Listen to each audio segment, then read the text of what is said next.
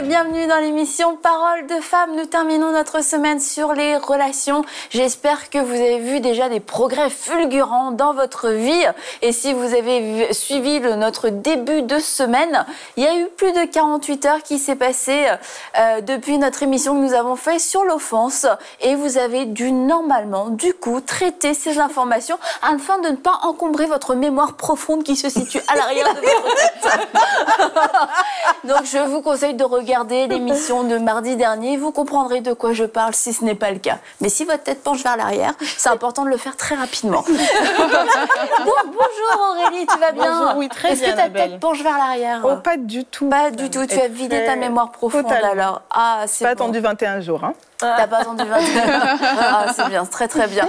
Et cette semaine, aujourd'hui, on va terminer avec 5 éléments clés pour avoir des relations réussies. 5 conseils que tu as répertoriés qui sont pleins de bon sens, en effet, pour pouvoir avoir des relations réussies. Alors, mesdames, nous allons tout en bénéficier. Je sens que depuis le début de cette semaine, l'alchimie entre nous a grandi.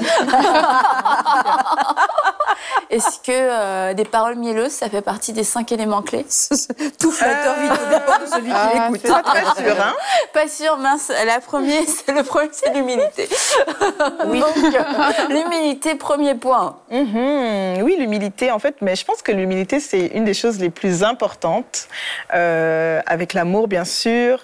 L'humilité, c'est d'être en mesure de regarder justement aux autres comme étant supérieurs, d'être en mode servir les autres, se donner pour les autres. Je pense que c'est ça, c'est un aspect qui est très important dans les relations. Et surtout, on parlait dans une émission précédente de l'orgueil. Donc, on sait que l'humilité précède la gloire. On sait que l'humilité, c'est vraiment un ingrédient qui fait en sorte qu'il y a toujours une harmonie dans les relations. Même quand il y a des désaccords, même quand, je sais pas, les choses ne se passent peut-être pas comme on veut. Mais je pense que c'est important d'apprendre à développer l'humilité. Très, très important. Et je crois qu'aujourd'hui, il y a beaucoup de relations qui souffrent justement à cause du manque d'humilité, parce que l'ego est trop présent, parce que c'est toujours moi. Le moi est trop présent. Et c'est sûr que ça demande un brisement. Donc voilà le fameux mot brisement. Je sais que souvent il y en a qui n'aiment pas nécessairement entendre ce mot-là, mais je crois que c'est un mot qui est nécessaire dans nos relations. Sans qu'il y ait un brisement, il y a pas de fruit on peut pas porter de fruits en réalité. D'ailleurs, il y a un verset qui dit justement que si le grain de blé ne meurt et ne tombe en terre, et ne meurt, il ne peut porter du fruit. Donc ça, je crois que c'est un bon verset justement pour les relations. Mourir à soi-même, c'est un élément important.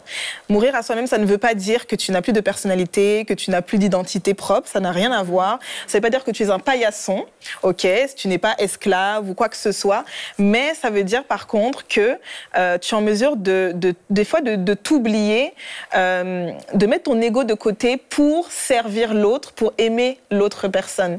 Donc ça, c'est un élément qui est très, très important. Et que j'aimerais... citer, j'ai envie de le dire depuis le début de la semaine.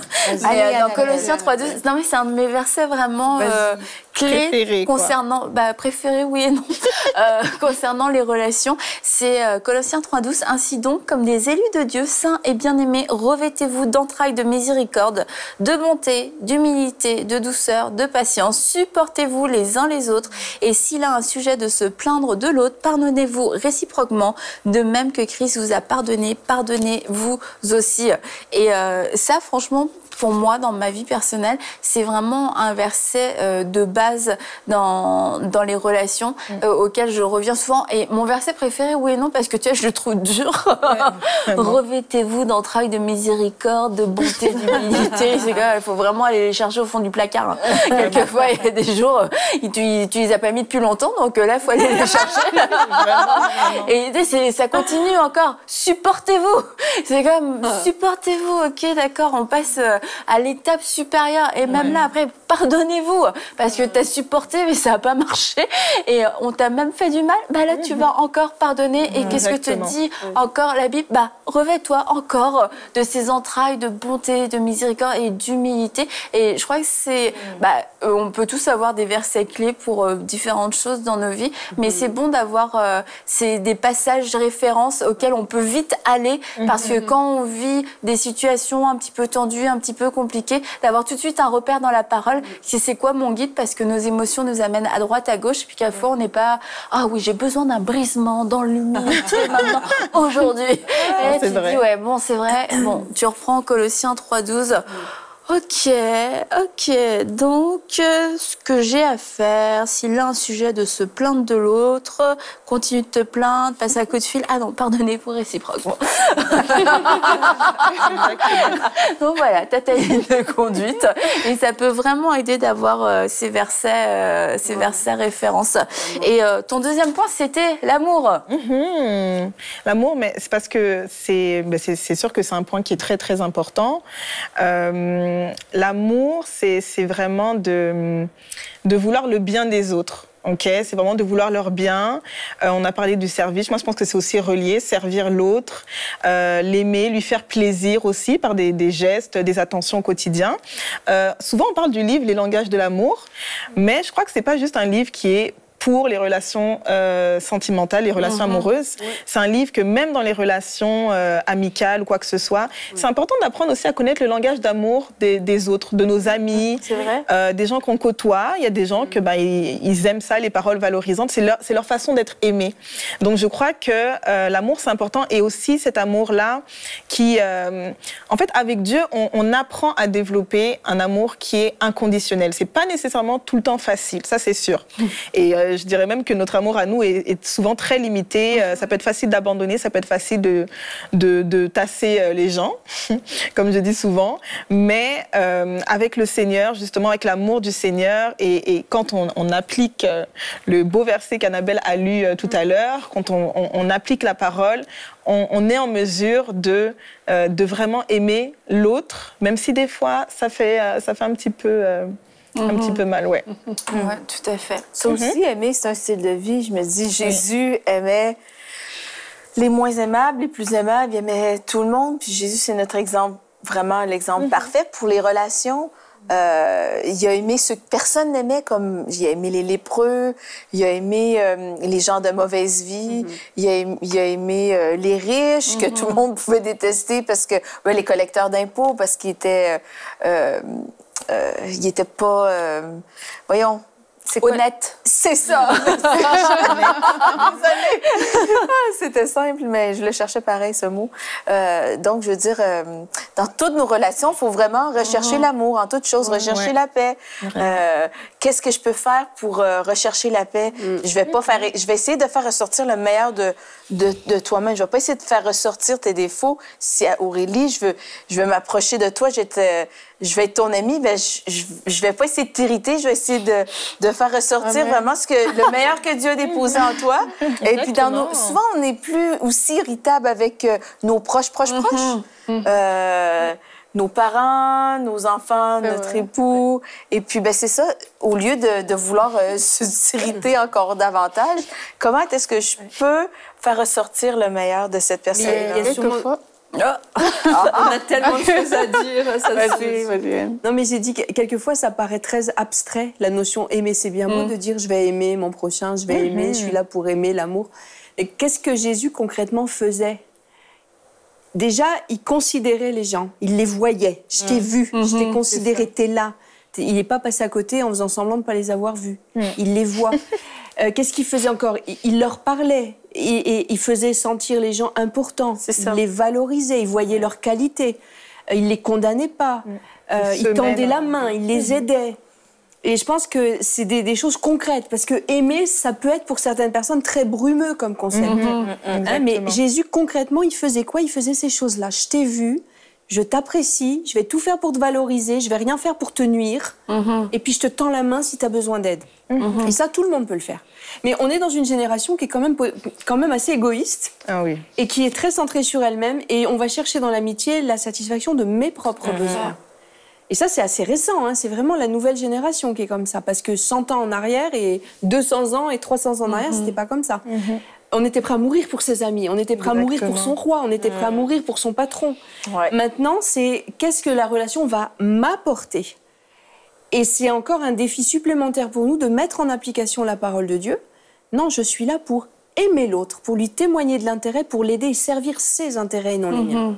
Et ça, c'est toute une gymnastique pour les gens de notre génération. Exactement. Non, c'est... Ça te fait rire, Aurélie? Non, c'est que ce que je voulais dire avant qu'elle ne dise ça, te coupe la parole de manière indigne. Mais non, pas du tout. C'est que quelquefois, comme on dit, l'amour revêt un sens qu'on discerne parfois mal. Et on pense que aimer signifie, je ne sais pas, être très proche parfois de certaines personnes. Ça ne veut pas dire qu'on doit éloigner les gens de nous. C'est vraiment pas ça.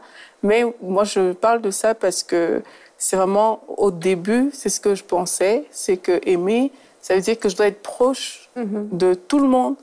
Mais avec le temps, j'ai compris que, en fait, non, c'est une décision d'aimer. L'amour, c'est une décision, c'est que je décide d'aimer toute personne, qu'elle soit bonne, qu'elle soit mauvaise, peu importe comment elle est, je décide de l'aimer, mais ça ne veut pas dire que tout le monde, c'est avec tout le monde que je vais aller manger, c'est pas ça que ça veut dire. Et parfois, on pense que quand on ne ressent pas le besoin d'aller peut-être manger avec quelqu'un de façon particulière, ça veut dire qu'on n'aime pas cette personne. Mais en fait, non, c'est juste que c'est pas, peut-être qu'on n'a pas les... Atomes crochus. Non, c'est pas dans ce sens-là que je veux lui dire. C'est plus, peut-être qu'on ne... Bon, avec cette personne-là, on ne, entre guillemets, ressent pas le besoin, forcément. Je m'exprime un peu mal, mais c'est pas vraiment... On ressent pas ce besoin-là. Mais ça veut pas dire qu'on n'aime pas cette personne-là. Donc, il faut vraiment dissocier l'amour, qui est une décision, mais qui doit se manifester par des faits, comme on a dit, qui est une décision de... C'est pas parce qu'on ne fait pas certaines choses ensemble tous les jours... C'est en gros, c'est pas parce qu'on va pas au resto avec quelqu'un qu'on l'aime pas. Non, mais c'est vrai. Et comme le disait Anne, c'est un bon exemple, du coup, de prendre Jésus, ce qu'il a fait. Jésus n'allait pas manger avec tout le monde, mais Jésus considérait les gens, et c'était une attitude de cœur, et qu'il parlait, et soit il parle avec les gens, soit il prie avec la personne, soit il la touche, soit il lui lave les pieds, soit il la ressuscite. C'était toutes ces formes de manifestation d'amour, mais il n'a pas fait tout ça avec tout le monde. Il y a certaines personnes, ça a été des rencontres très furtives, mais Jésus les a aimés pareil. Il les a pas, et c'était pas une question qui était reliée au temps, c'était vraiment une question de cœur concernant Jésus. Et comme ça, voilà, ça relativise aussi toutes les obligations qu'on pense avoir. Si j'aime cette personne, je dois faire ça. Alors que ça vient vraiment d'abord du cœur. Et puis on avait l'autre point, la prière. Oui, on avait la prière. C'est sûr que ça semble évident, mais pour beaucoup, c'est très nébuleux. Donc, moi, je dis souvent que notre relation avec Dieu, la verticale, ça détermine tout le reste en réalité. Donc, c'est important d'être intentionnel quand on veut bâtir des relations. C'est important, c'est des décisions, mais des fois des décisions quotidiennes pour avoir un bon environnement, pour bâtir des relations. Et c'est important d'avoir une intimité avec le Seigneur, comme on avait dit, une vie de prière, d'apprendre à prier pour soi, oui, mais prier surtout pour les autres. Et même, je trouve, c'est justement dans la prière, c'est justement dans l'intimité que Dieu est capable de nous montrer les choses qu'on doit faire en réalité. Donc, comment on peut agir avec tel, ou comment rencontrer le besoin de tel ou quoi que ce soit. Donc, sans la prière, il n'y a pas de discernement. Sans l'intimité, sans la parole, ça va être un petit peu difficile justement de bâtir sur les bonnes fondations. Donc la prière, ça aide vraiment à ériger les bonnes fondations. C'est un non négociable. Là. Je veux dire, c'est pas quelque chose d'optionnel quand tu es chrétien pour bâtir des bonnes relations. Pour tout anyway, là, t'as besoin de la prière. C'est sûr. Puis Dieu nous parle. Hein. Il nous parle, il nous oriente vraiment par rapport à la façon dont on peut traiter les gens, dont on doit traiter certaines personnes.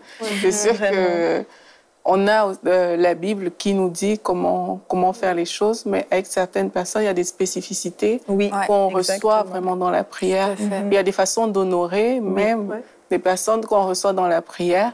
Et c'est pas quelque chose, effectivement, à comme négliger. C'est vraiment quelque chose à considérer. Et Dieu, comme on a dit, est celui qui doit diriger nos relations. Il est celui qui amène les gens dans notre vie. Ça veut dire qu'il sait aussi mieux que nous la façon dont on doit traiter ces personnes-là.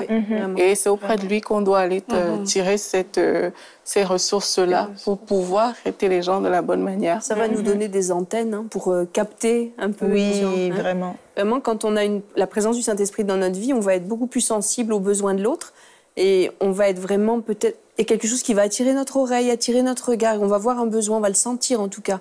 Des choses même qui nous échappent. Et on va être poussé à dire une parole qui va faire du bien à l'autre. Donc on a une certaine partie qui est intentionnelle et l'autre qui est vraiment spirituelle. Et il y a un principe biblique qui dit de faire aux autres ce que tu aimerais qu'on te fasse à toi-même. Et dans le témoignage d'amour et d'amitié, ça c'est vraiment important. Qu'est-ce qui fait que je peux dire, par exemple, Mathilde, elle est pleine d'amour envers moi? Qu'est-ce qui va me faire dire? Quels sont les détails dans son attitude?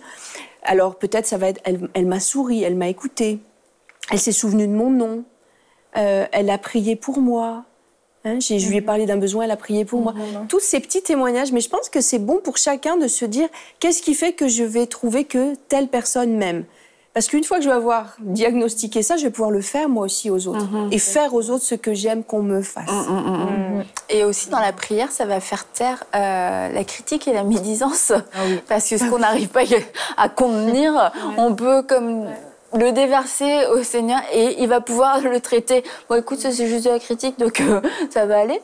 Et puis il va nous remplacer notre disque un peu rayé. Et puis blablabli, elle est ici, elle a fait ça. Et puis d'ici, il a dit ça, blablabla. Il était 8h47.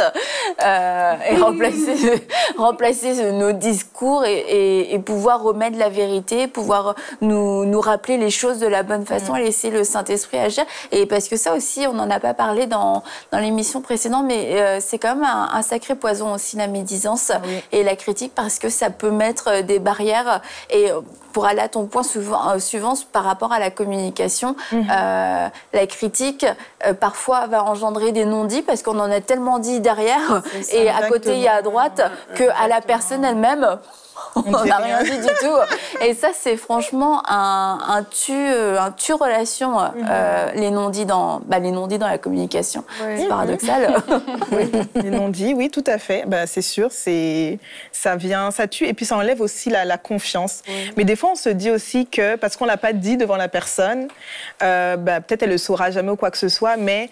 Vraiment, j'ai appris, puis je pense qu'il y a même un verset qui le dit, là, même quand tu es chez toi, puis que tu qu'il y a des oiseaux de mauvais augure qui rapportent tes paroles. Mais c'est vraiment spirituel parce que la personne, elle est capable de le sentir des fois. Exactement. Et fait qu'il faut vraiment faire attention avec ça. S'il y a quelque chose de quoi se plaindre ou quoi que ce soit, aller vraiment dans la présence du Seigneur, se déverser. On a on parlait d'antenne tout à l'heure, mais en particulier...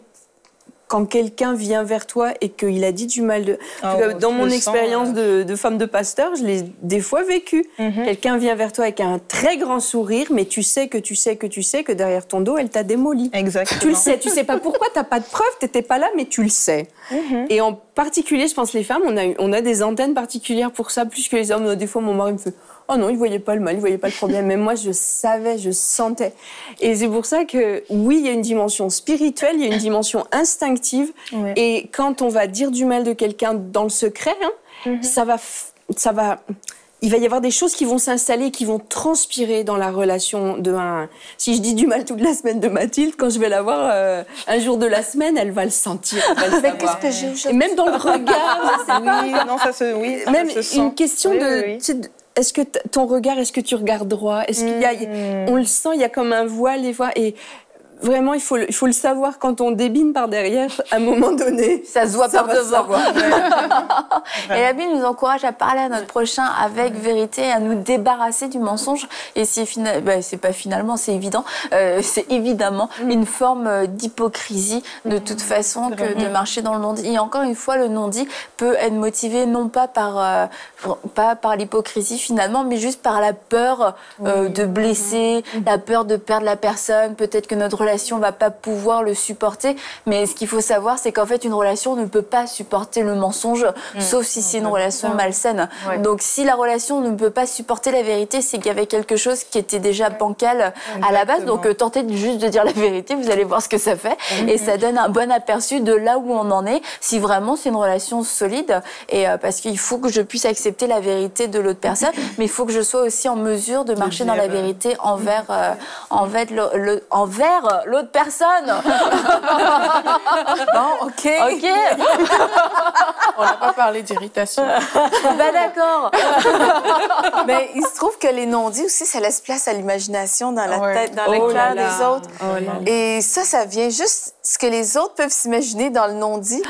Ça peut créer une espèce de brouillard vraiment horrible qui vient vraiment ternir les relations. Ça vient mettre une division, ça construit des murs. Et après, on assume des choses de quelqu'un, de quelque chose qui n'existe pas. Et même on se fait Parfois, des films, on se fait des scénarios et tout. Là où il n'y en a pas. Parfois, trop souvent, moi, j'ai remarqué que de plus en plus, ce qui sort de la bouche n'est plus ce qui est considéré. Donc, je peux dire, par exemple, que je t'aime, Mathilde, mais quelqu'un... Je sais pas, quelqu'un va interpréter que sur toi. derrière ton je t'aime, il y a quelque chose. Donc, le mot juste qui sort n'est plus pris en compte, mais on va chercher très loin. On va chercher dans l'imaginaire, dans qu'est-ce que tu as voulu dire par là. Est-ce que ça laissait penser que, est-ce que c'est pour telle raison. Pourtant, juste ce qui a été dit était suffisant pour te dire tout ce que je pensais. Ça suffit, Mathilde. OK. Mais Dieu, c'est un Dieu de justice. Dieu aime la justice, mais Dieu aime aussi les gens qui sont justes et qui honorent la justice. Et la justice, c'est tout ce qui a rapport aussi avec la vérité. Et puis ça, la médisance, le mensonge, la traîtrise, c'est tout à fait l'opposé. Mais ça dit partout dans les psaumes et dans les proverbes que Dieu bénit le juste, Dieu bénit celui qui dit la vérité.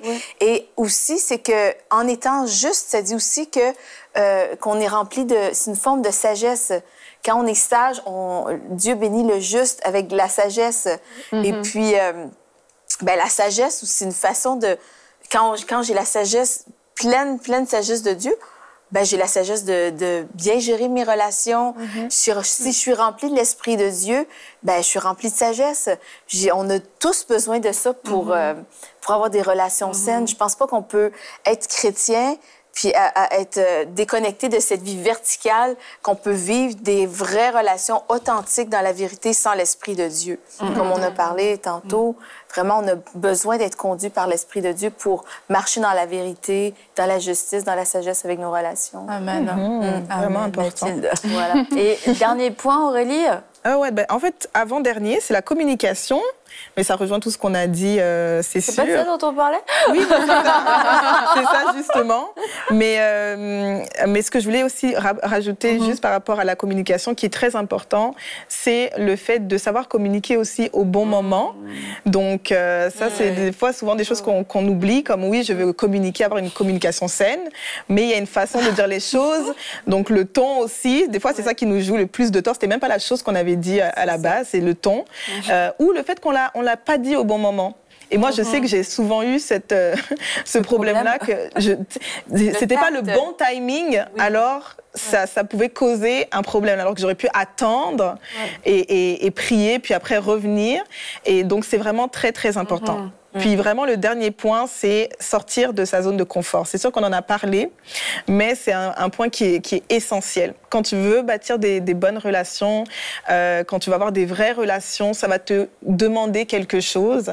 Et je dis souvent que dans ta zone de confort, tu trouveras jamais les relations épanouies, magnifiques, superbes, dont tu rêves. Tu ne vas pas les trouver. OK? Donc, c'est sûr que ça te demande d'aller vers les autres. Beaucoup, ça te demandera d'écouter. Il y a des gens qui ont du mal à écouter, c'est l'écoute, qui parlent beaucoup, mais il faut apprendre à développer cette écoute-là, de poser des questions, de pas juste s'arrêter au fait que des fois quelqu'un va te dire oui ça va, non mais va plus loin, tu vois. Ce sont des choses qui aident vraiment à bâtir des bonnes relations avec les autres. C'est vrai. Primordial. Eh bien, merci beaucoup Aurélie pour toute cette semaine. Ça fait plaisir. Je crois que ce sont des choses qui sont importantes. Tout ce qu'on dit dans cette émission est important de toute façon. Non, mais parce que les relations, c'est quelque chose qui peut vraiment nous rendre très malheureux. Et on a tous affaire avec des gens de près ou de loin. Et autant prendre la parole de Dieu, comprendre ce que la parole de Dieu nous dit, la mettre en pratique. Et c'est alors que tu réussiras dans tout ce que tu entreprendras, y compris dans nos relations. Et la Bible nous dit aussi, soumettez-vous les uns aux autres. Et je crois que c'est un point à retenir, c'est que dans nos relations les uns avec les autres, c'est de ne pas chercher notre intérêt, de ne pas chercher à dominer, de ne pas chercher à nous mettre en supériorité au-dessus de quelqu'un, parce que devant Dieu, nous sommes tous égaux. Dieu aime celui qui est à côté de toi, à ta droite et à ta gauche.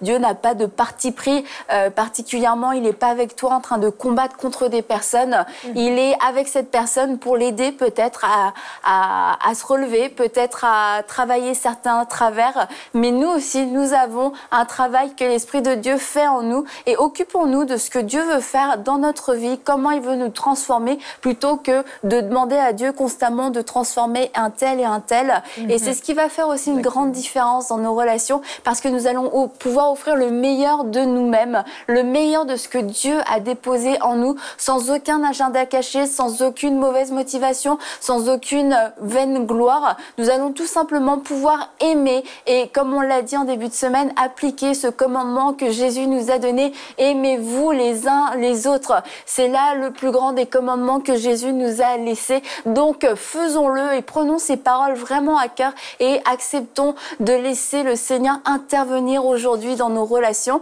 Et on se dit à très bientôt pour une prochaine émission de Paroles de Femmes. Retrouvez toutes les émissions de Paroles de Femmes en intégralité sur www.emcitv.com. Cette émission a pu être réalisée grâce au précieux soutien des partenaires d'Enseignement Canal International. Retrouvez tous nos programmes sur emcitv.com.